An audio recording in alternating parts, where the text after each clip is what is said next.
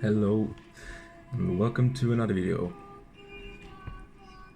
So this video will be about Brexit and how the Brexit debate or the Brexit reportings is done by the Swedish state television, which would be SVT. And of course this is news that the citizens here pay for, the tax money. So we expect to get some kind of neutral reporting, and hopefully they will focus on the important bits.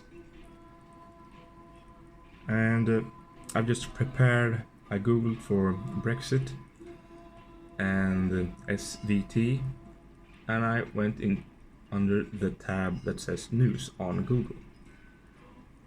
I think I have about 15 of them.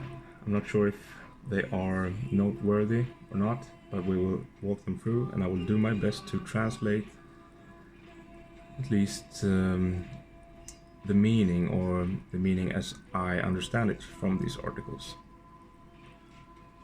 Because I think as of now Sweden is getting some attention internationally, and there's some kind of debate at least going on between different channels or media or public political personas.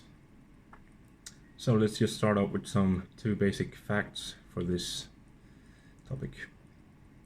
So the vote for Brexit was held 23rd of June 2016. So it's a little bit more than 3 years ago.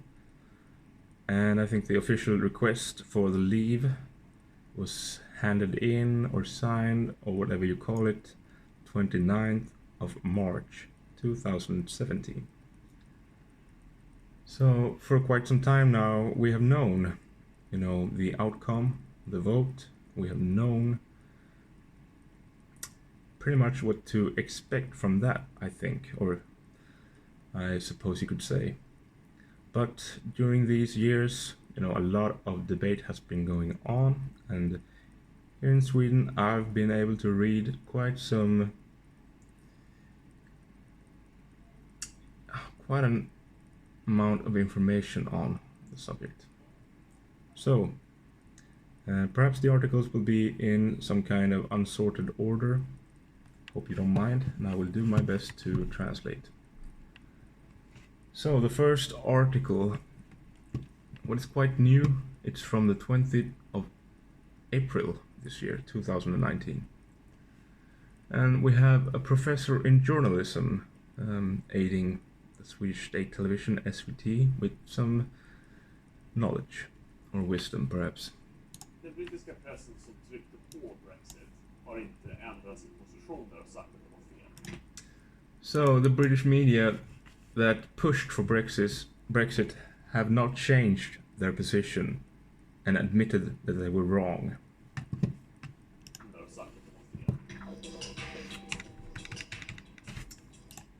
And it says not enough critical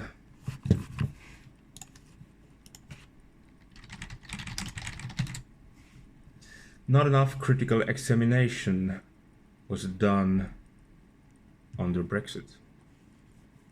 So this is Swedish state television telling me that not enough critical examination was done under Brexit. So it's good that I get to know it from here then.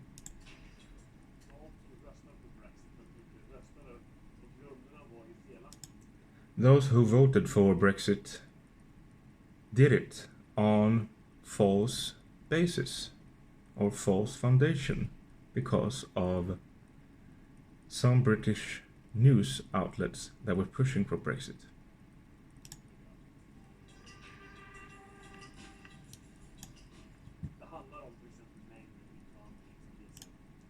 It's about, for example, the amount of migration, which was wrong.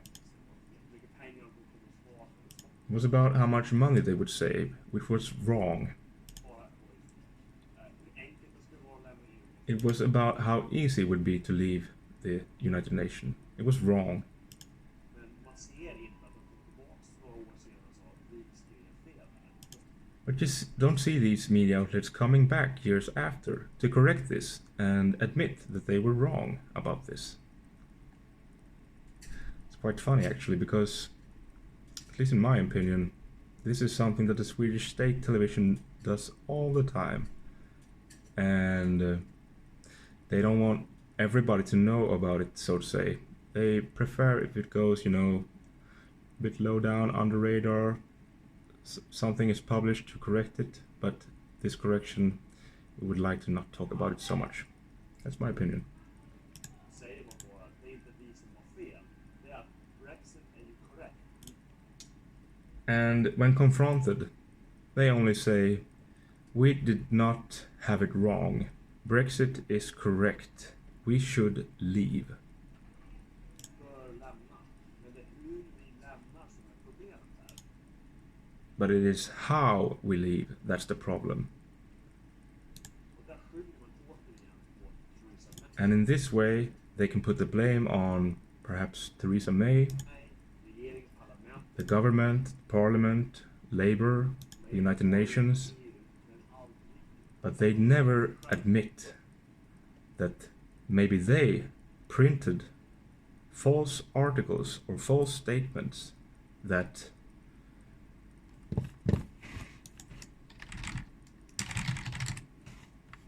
affected the vote.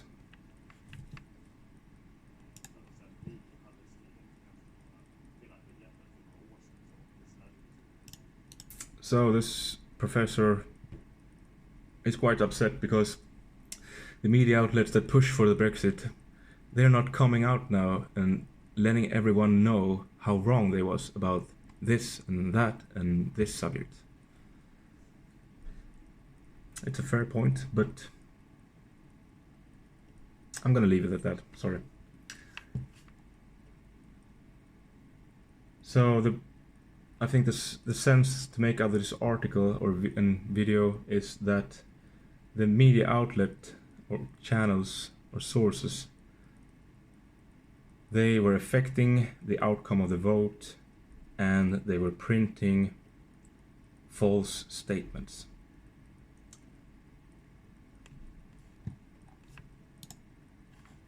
So let's go for another article. So this is a little bit downscaled, I think, in, you know, the context. So SVT's reporter, Brexit has led to divorces. Prime Minister Theresa May's downvoted leave request with the United Nations is received with ease at most of the British homes.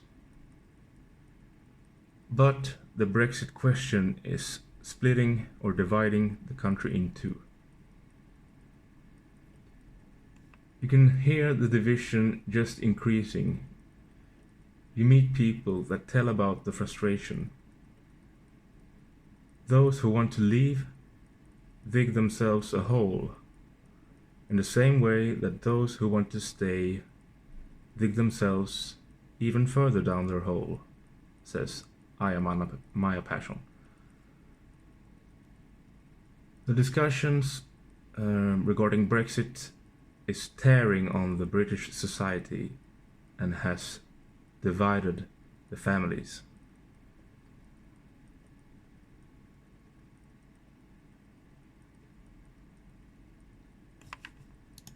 So some bad stuff is happening because of the debate or discussion, and the divorces are increasing.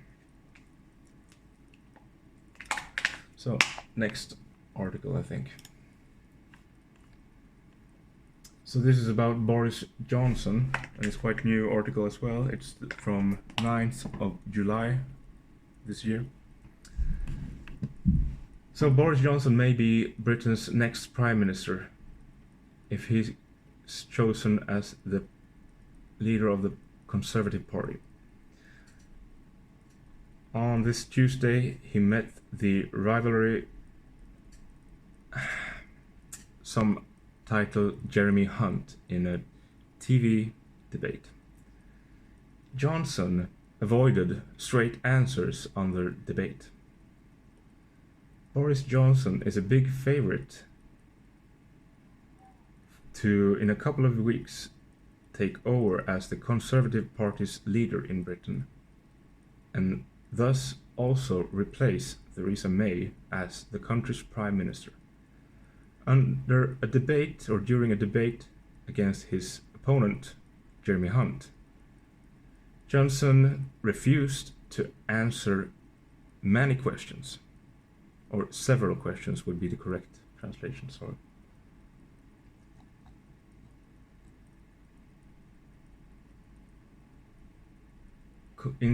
Completely bizarre. One of May's big Brexit problems may have been that the parliament is deeply divided, even internally, within the representants from the Conservative Party. Johnson has earlier said that he would demand that all upcoming ministers, or to be ministers, promise that the government will push Brexit through, whether or not the leave deal exists or not. So it's completely bizarre.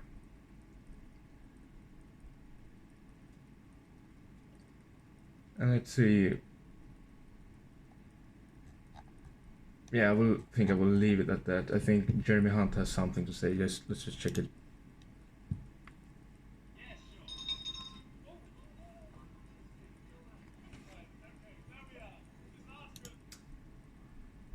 In my opinion, it would be completely bizarre in this perhaps phase of the negotiations that Britain once again is weakening their own position.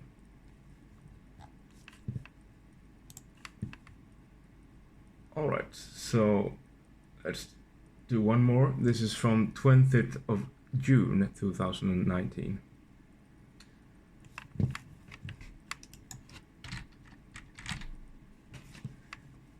So, analysis.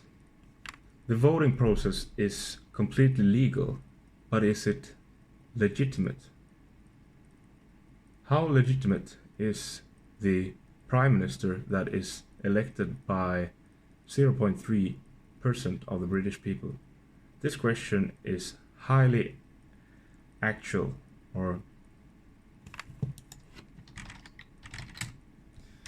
highly current perhaps, in Britain now, when the about 160,000 members of its Tory party will vote for a new leader that by definite or per automatic will become Britain's Prime Minister. This process is completely legal, but is it really legitimate? This SVT's international reporter asks herself. So the number can be repeated. Only 0.3% of the British people will be part of the voting for the person that will take over after Theresa May.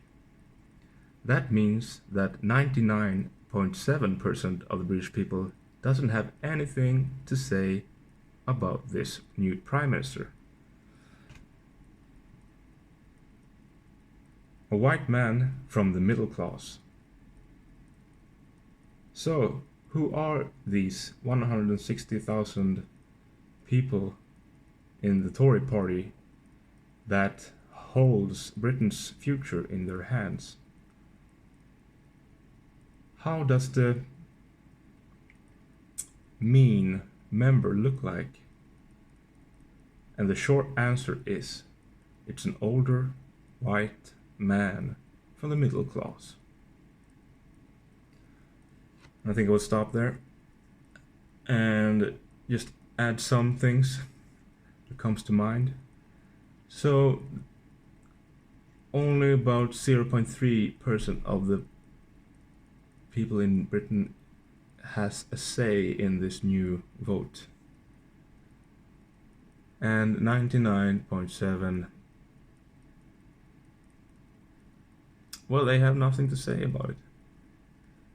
And I think this is quite funny because, comparing numbers and looking at numbers in this kind of way, I just want to say that this current Prime Minister of Sweden, Stefan Löfven, a social democrat,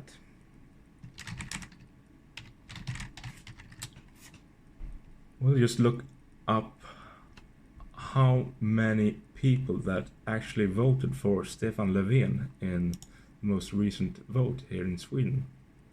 The vote for parliament or whatever it is called.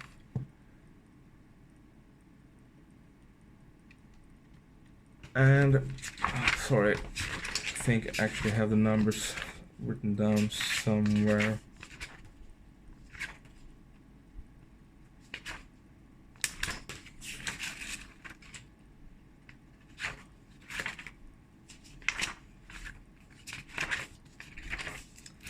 But if I'm correct, I think the amount of votes that Stefan Löfven got, for him personally, it was something between 15,000 and 30,000 people.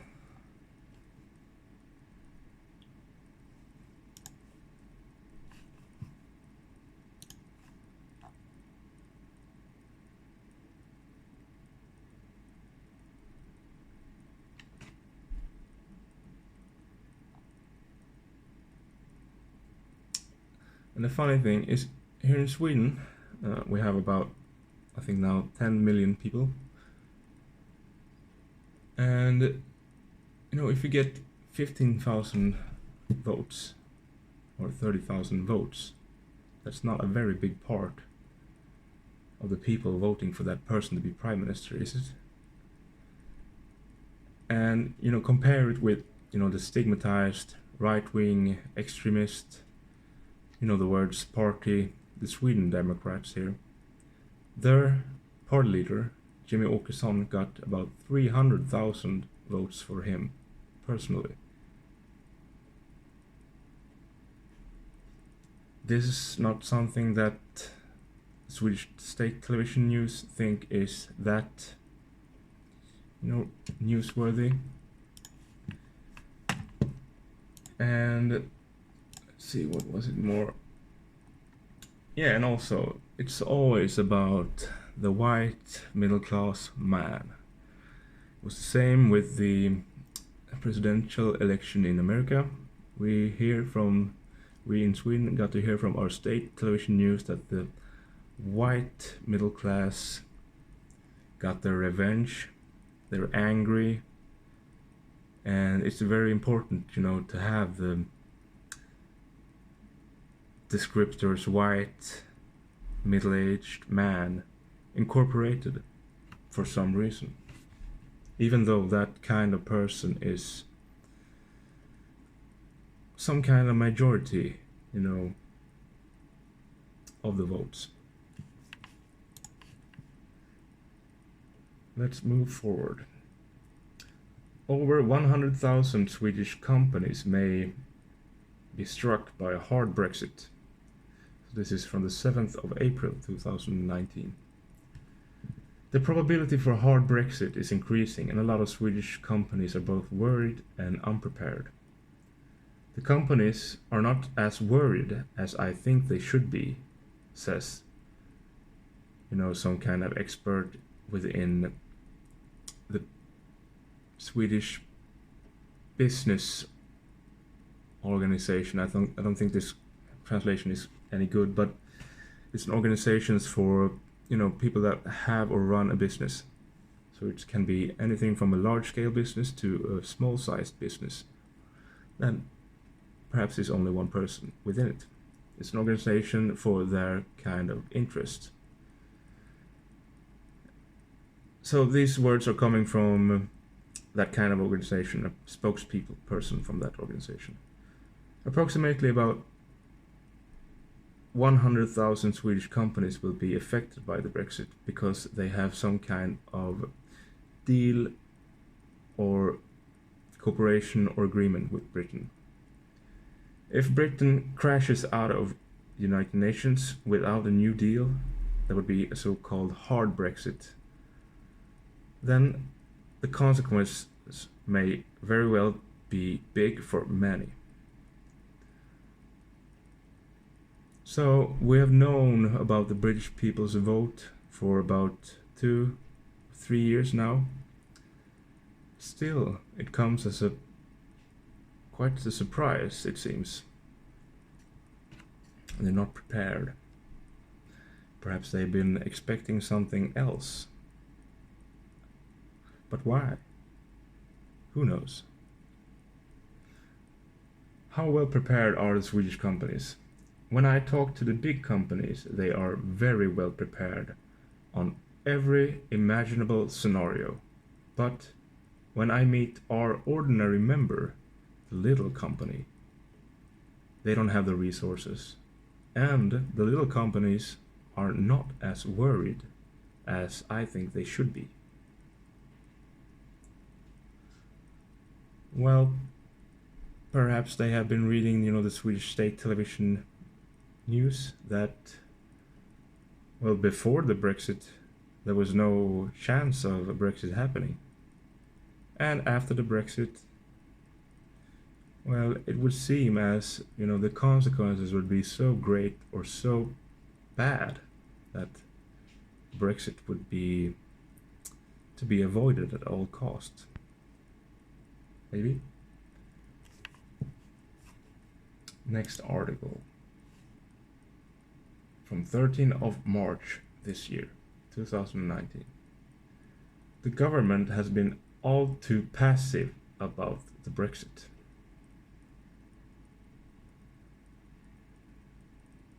So this is a debate article, and it's published or written by a United Nations expert and also at the same time a social democrat.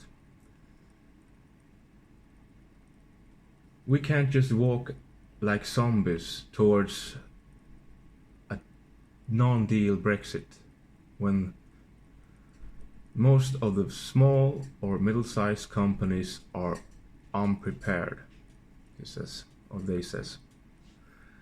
Theresa May has for the second time suffered a painful loss in the British Parliament. 391 votes against 242 in the vote about the negotiated exit deal. She has lost control of the process.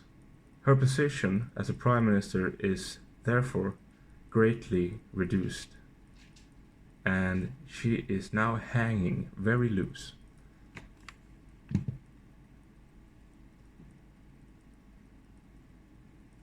All the Swedish political parties should have done their homework about Brexit, but the silence reigns.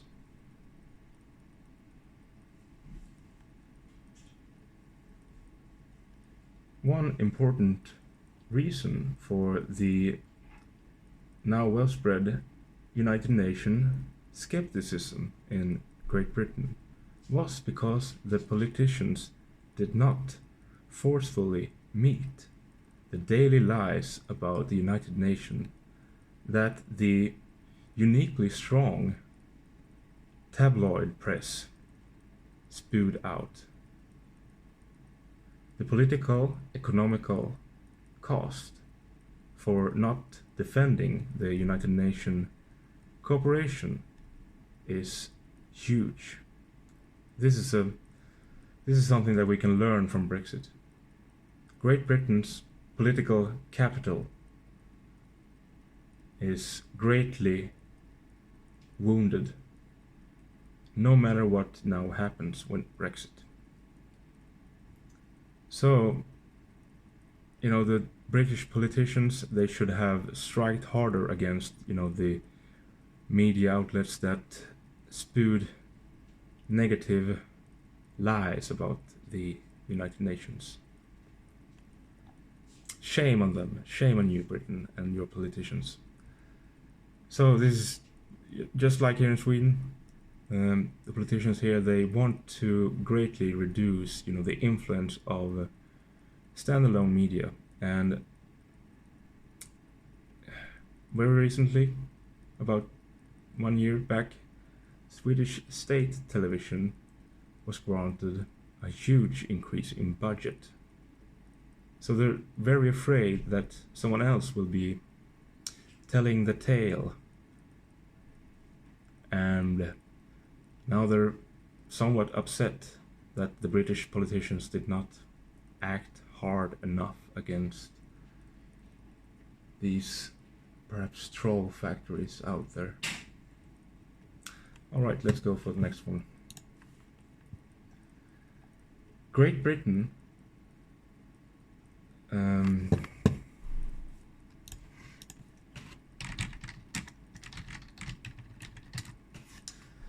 Great Britain launches a new Brexit coin, is ridiculed on social media.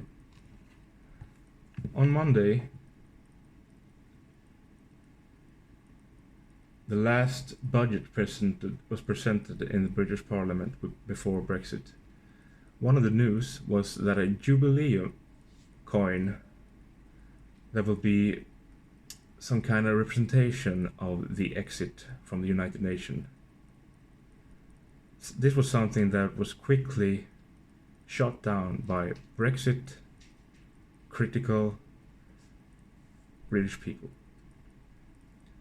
When Britain decided to leave the United Nations, the British pound, it went straight down. And still, it is speculation going on about the consequences of Brexit, both within and outside the country. When the news magazine The Sun on Monday reported that the Finance Minister Philip Hammond, in his budget for the next year, when the country is planning to leave United Nations. So this article was published 29th of October 2018.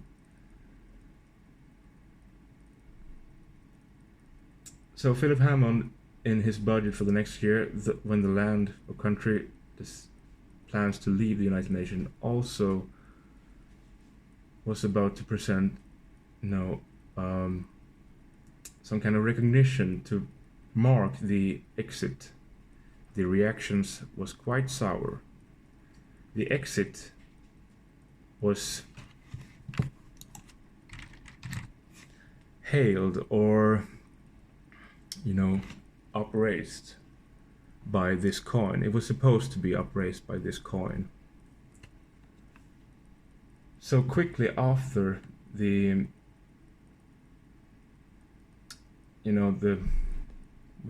presentation or the sharing of this information, the mockery arrived very fast. So we can read about, some, meme type of pictures on Twitter, etc. So the Swedish state television, they think it's, very important for the Swedish people, like me, to know about this Jubilee coin that they have printed to represent the exit in some way. It's very important for us to know that this coin is now mocked on the social media like Twitter. So we get the pictures present in the article. And it's very funny, apparently. Next article. From our Prime Minister, Stefan Löfven, our very talented Prime Minister.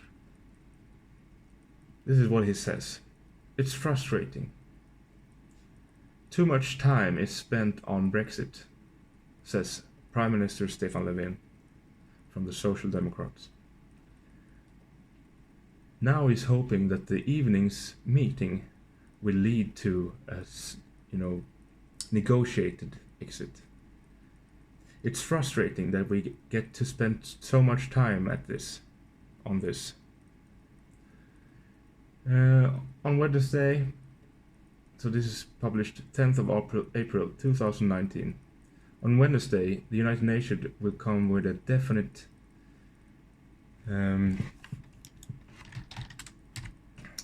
information about the end date for Brexit. Swedish government and Parliament will do what they can to get the negotiated deal in place, says Stefan Löfven. So it's very frustrating for Stefan Löfven. Perhaps he was not preparing for this. Perhaps he had something else in his mind. Who knows? Well, I think he had about 2 or 3 years to prepare, so...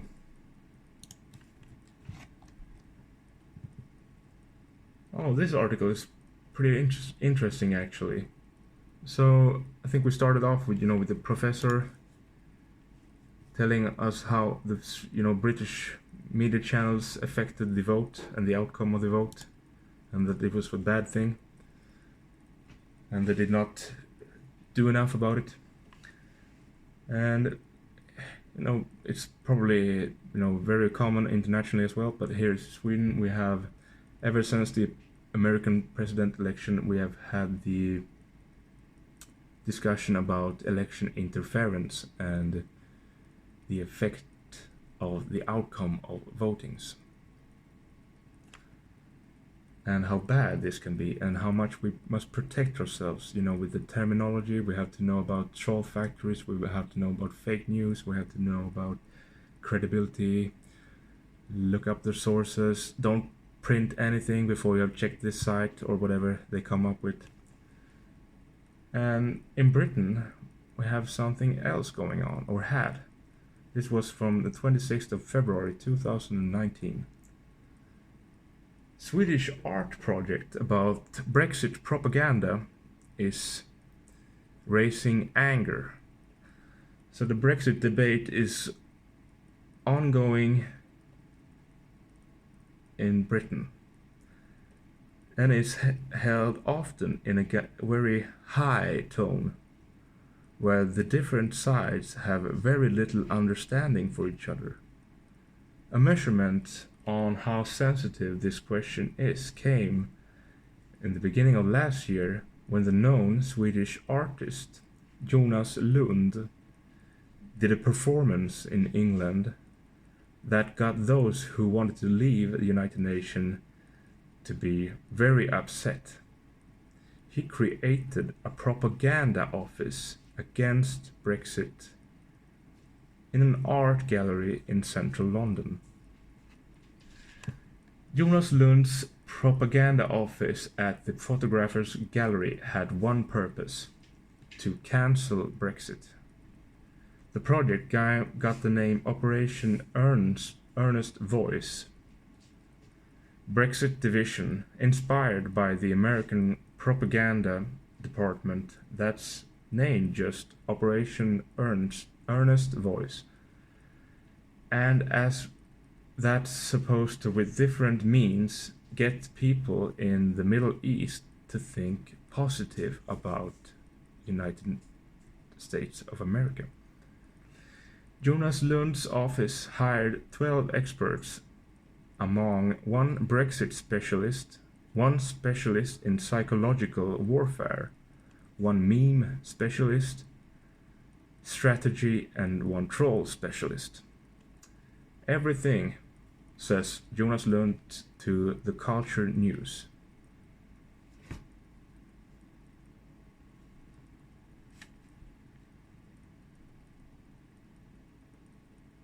At the same time, it was obvious that this was something that's made up. There was no real ambition to change the public opinion and the election result. Something you could easily spot by looking through their recruitment film that Jonas himself produced.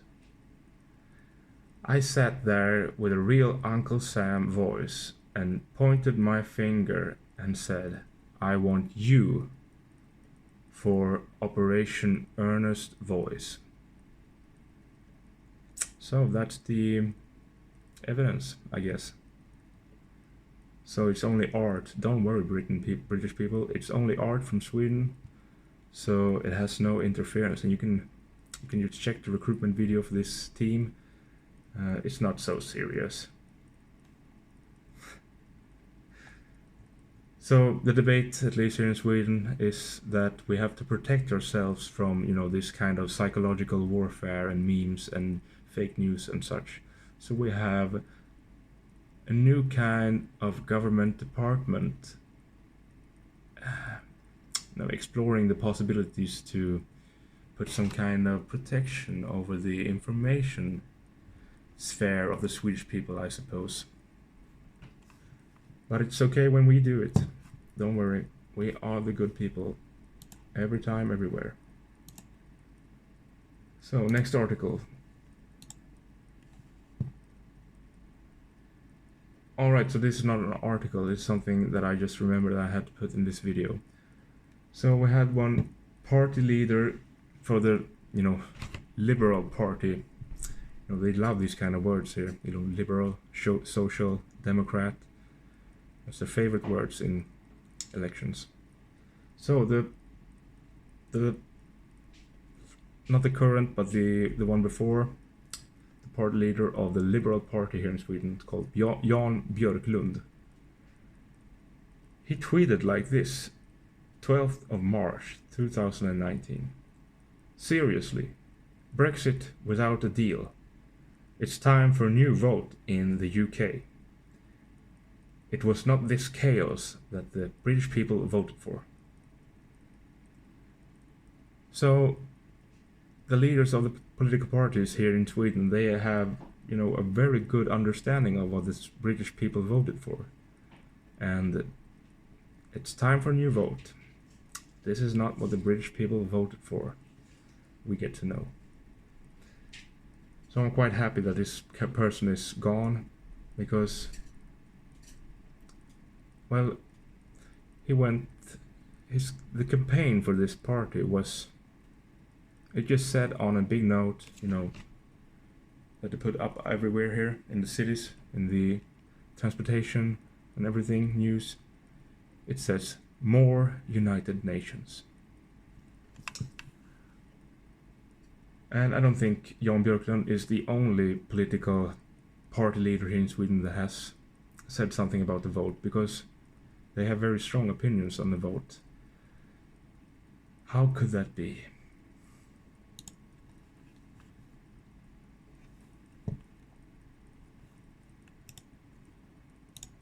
Let's see, what do we got?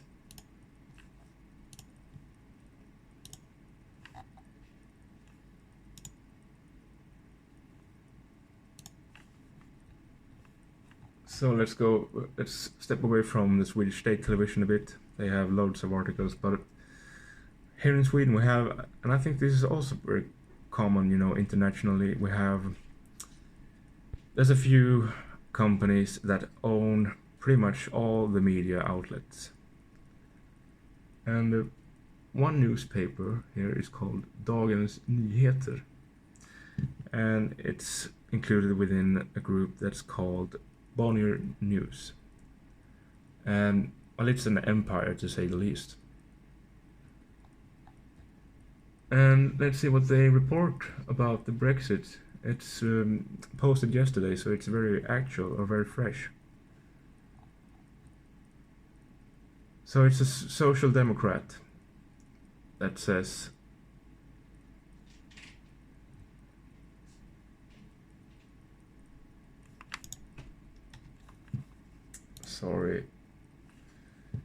there will be a non-negotiated deal Brexit, or I suppose a hard Brexit, using the terminology.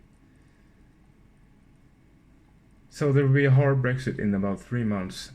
That says the Social Democratic International Minister, Ann Lind, after Boris Johnson has arrived as Britain's new Prime Minister. And that which I'm worrying the most about is that the Swedish companies have not prepared enough, she says. So once again, we have had plenty of time to know what the consequences of this vote will be. We could have prepared for the worst, or we could have been happily expecting the best, as perhaps most or many of the Swedish companies have been doing, because the media here has been, in my opinion, pushing the opinion that some kind of scenarios or events are pretty much unimaginable. And let's see, I think I saw something about it in an earlier article that I read. So the voting process is completely legal, but is it really legitimate? It also goes on about saying, according to the, I think, Opinion Institute, YouGov, almost nothing is no longer holy for the Tory members when it comes to securing the exit. 54% would rather see the party disintegrate than let the Brexit not happen. And it's funny with these, I'm not sure if it's called Opinion Institute, but these kind of companies that they do research about what the people think. Here in Sweden, I think it's called opinionsundersökning. So it's just, a finger up in the air to get the feeling of how the people think. And I think it's quite funny, actually, because we have so many of these research or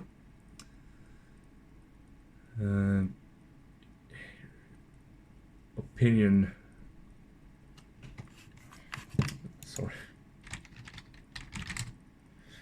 opinion investigation, perhaps.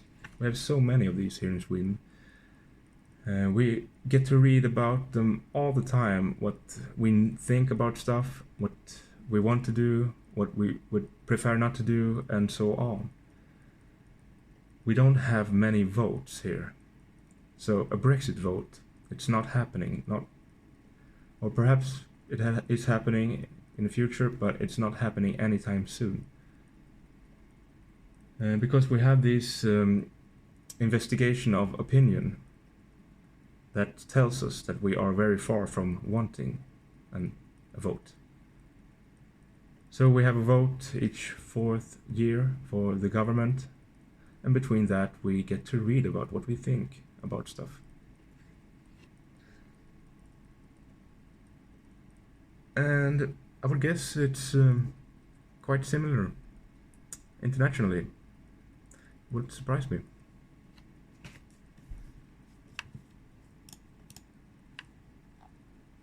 So perhaps the Swedish companies have been reading about what will happen with the Brexit, and perhaps they have not prepared enough, as a couple of people have said as of now. And the Prime Minister, of course, he was frustrated by the time he had to spend on this subject. So perhaps that's exactly what a lot of the companies think. It's frustrating because this was not what was expected. So I can see the video is getting long now. So just I think 2 more articles. So it's an article from what is called, badly translated, the Industrial Today, I think. It's within the same company, or owned by the same owners as the last article I know, but it's a completely different paper.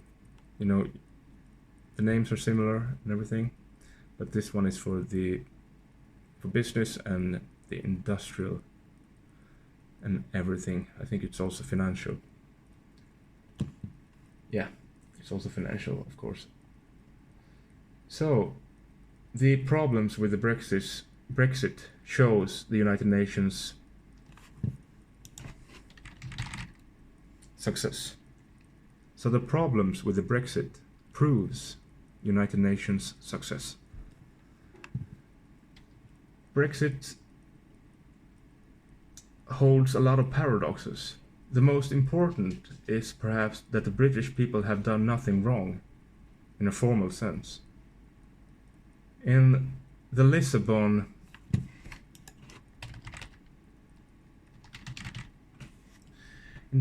Treaty from 2009, a leave paragraph was included. But in practice, it is impossible to leave the United Nations completely. There will always be something left, unless we want to have chaos.